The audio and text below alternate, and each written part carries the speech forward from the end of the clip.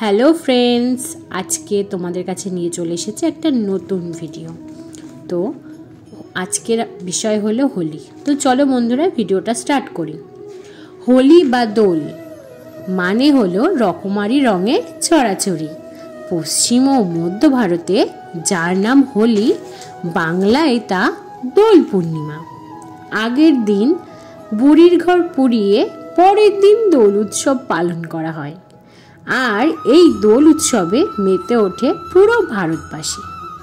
উৎসবে আনন্দ 16 আনা উপভোগ করলেও অনেকে এই উৎসবের উৎপত্তি বা ইতিহাস সম্পর্কে জ্ঞাত নন।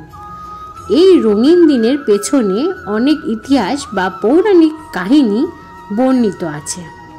আজ সেই সব ঘটনা আমাদের আলোচ্য বিষয়।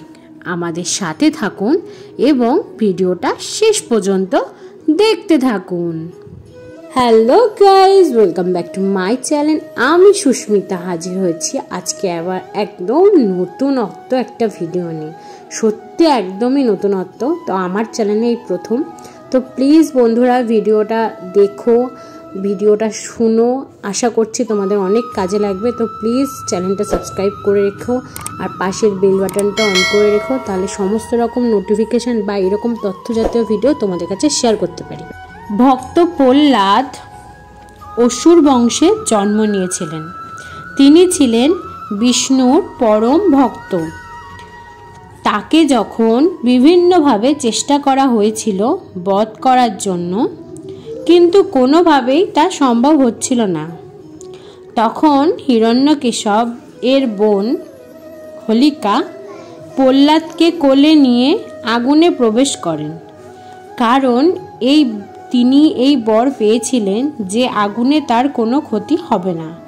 কিন্তু অন্যায় কাজে শক্তি প্রয়োগ করলে তার বর তো নষ্ট হয়েই যায়। বিষ্ণু ভক্ত প্রহ্লাদের কোনো ক্ষতি না হলেও হোলিকা পুড়ে নিঃশেষ হয়ে যায়। এই থেকেই আমাদের হোলি কথাটির উৎপত্তি। অন্যদিকে বসন্ত পূর্ণিমা, এই দিনে ভগবান শ্রীকৃষ্ণ কেশী ও অরিষ্টাসুর নামক এক অসুরকে বধ করেন। অন্যায়কারী ও অত্যাচারী অসুরকে বধ করার পর সকলেই আনন্দে মেতে ওঠে। এই অন্যায় শক্তিকে ধ্বংসের আনন্দ, সেটা মহা আনন্দে পরিণত হয়। কিছু কিছু জায়গায় হোলি এবং বাংলায় দোল উৎসব নামে পরিচিত হয়।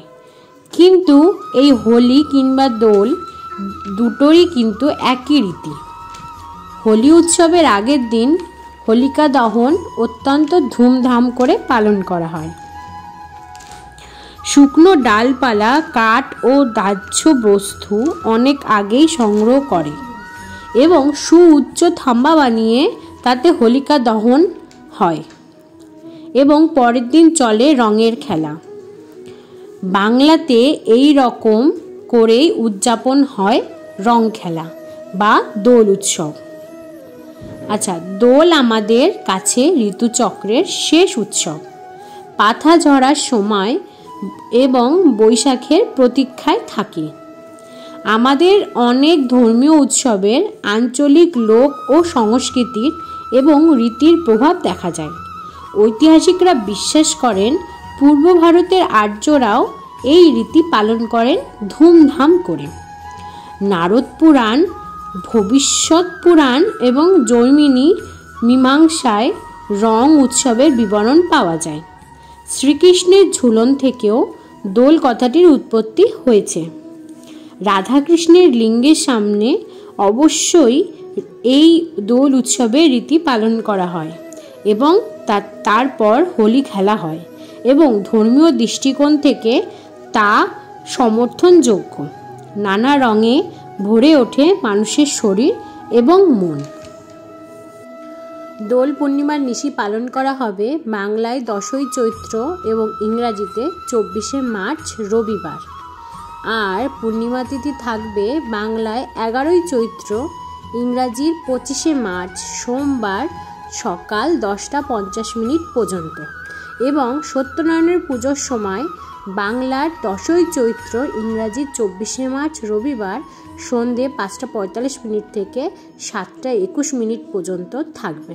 তো বন্ধুরা, ভিডিওটা কেমন লাগলো অবশ্যই আমাকে জানিও, আর পাশের একটা লাইক, একটা কমেন্ট আর চ্যানেলটা কিন্তু সাবস্ক্রাইব করে রেখো আবার নতুন কোনো ব্লগ ভিডিওর জন্য। এখনের মতো টাটা।